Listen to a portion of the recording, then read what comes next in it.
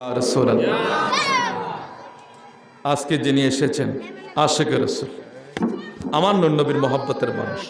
আপনারা খেয়াল রাখবেন, যেখানে আমার নবীর মহব্বতের গ্রাণ নাই, যেই ওয়াজে, যেই নামাজে, যেই অনুষ্ঠানে, যেই মাওলানার ভিতরে আপনার আচার আচরণে যদি নূর নবীর তাজিমের গ্রাণ না থাকে, আপনি বুঝবেন এটা এটা ওই ওয়ান্তুম লা তাশউরুনের রাস্তায়।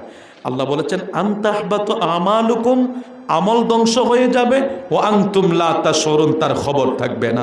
তো হাজিরিন, আমার নূর নবীর মহাব্বত তাজিম আমার নবীর সাহাবীরা যদি এভাবে করতে পারে, তাহলে আমাদেরও করার দরকার আছে না নাই?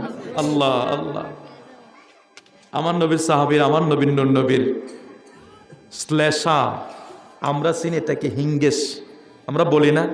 আচ্ছা, আপনারা অনেকে ইতিহাস পড়ছেন না? ইতিহাস পড়ছেন, বিভিন্ন বই পড়ছেন, দার্শনিকদের বই পড়ছেন, সাহিত্যদের বই পড়ছেন। এমন কোন রাজা বাদশার ইতিহাস পড়ছেন যে রাজার হিঙ্গিস ফজারা গায়ে মাখছে? বলুন, আছে? কারো জানা আছে? বা কোন ব্যক্তি এমন ওয়াজ করছে যে রাজার হিঙ্গিস ফজারা গায়ে মাখছে? ইতিহাসে আছে নাকি? আমরা যতটুক পড়ছি আমরাও পাই নাই, আমরা যতটুক শুনছি তাও শুনি নাই। কিন্তু এমন একজন রাজাধিরাজ, এমন একজন বাদশাহ, এমন একজন মহারাজ, এমন একজন বাদশাহ, নূর নবীজির শ্লেষা মোবারক সাহাবায়ে কেরামেরা আতর রূপে ব্যবহার করত।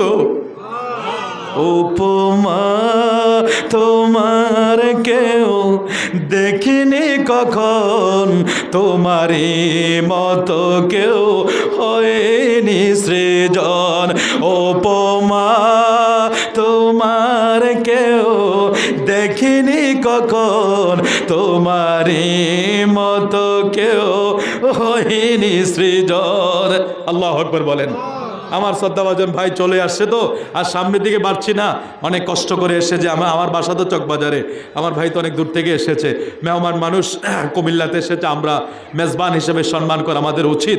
আমি সর্বশেষ আপনাদের খেদমতে এতটুকুই বলবো, বাবা, আমার নূর নবীর মহব্বত ছাড়া আর কিছু নাই এই দুনিয়ায়। ফলে বেজাল, ফুলে বেজাল, মাছে বেজাল, গাছে বেজাল, মানুষে বেজাল, আমার নূর নবীর মহব্বতে কোনো বেজাল নাই। আমার নূর নবীর মহব্বত ছাড়া আপনার ইবাদত কবুল হবে না, আপনার সেজদা কবুল হবে না। আপনি আমার নবীর মহব্বত অন্তরে রেখে সেজদা দেন, এই সেজদা হবে আস-সালাতুল মিআরাজুল মুমিনিন। এই সেজদা হবে আল্লাহ পাকের মেরাজ, যে নামাজ মুমিনের মেরাজ বলা হয়েছে।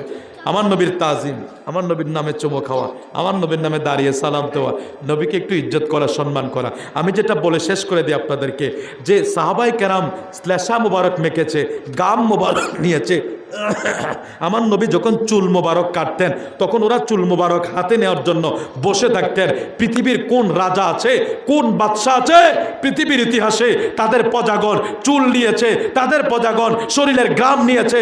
না না না, কোনো ইতিহাস লেখা নাই। কিন্তু নূরের নবীর দরবারে সাহাবায়ে কেরাম, জলিল কদর সাহাবায়ে কেরামেরা আমার নবীর চতুর্পাশে হাত পেতে থাকতো, হাত পেতে থাকতো, তাবারুকান একটু চুল মোবারক নেওয়ার জন্য, তাবারুকান একটু গাম মোবারক নেওয়ার জন্য, তাবারুকান একটু শ্লেষা মোবারক নেওয়ার জন্য।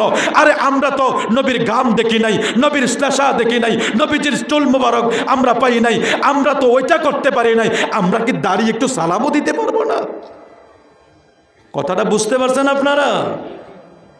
আপনারা দাঁড়িয়ে কিয়ামের সালাম দলিল খোঁজেন, তো আবু বকর, ওমর, ওসমান, ফারুকে আজমেরা যে নবীজির শ্লেষা মোবারক নিছে, এটা দলিলটা একটু বের করে দেখান। কোরআনের হাদিসের কোন জায়গায় আছে যেটা নেওয়া জায়েজ? গাম মোবারক নেওয়া জায়েজ কোথায় আছে?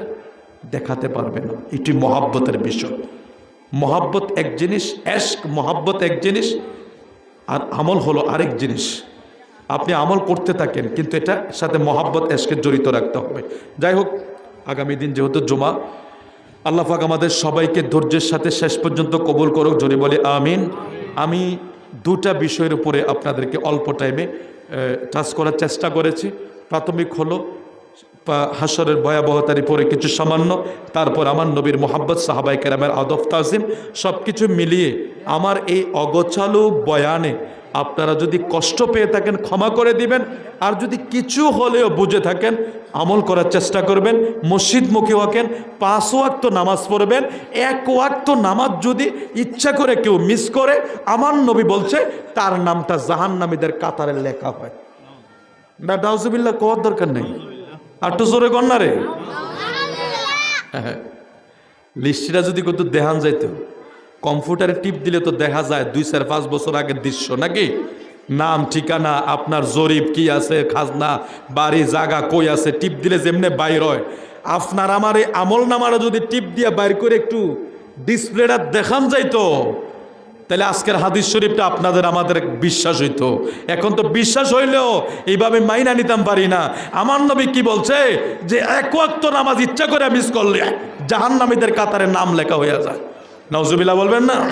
আল্লাহ তুমি আমাদেরকে মাফ করো, আমাদেরকে মসজিদমুখী করো, জুমার রাত্রে বেশি বেশি দুরূদ শরীফ পড়ার তৌফিক দাও, আমাদেরকে ঈমান মুহাব্বতের সাথে ইবাদতের সাথে জিন্দেগি কবুল করো।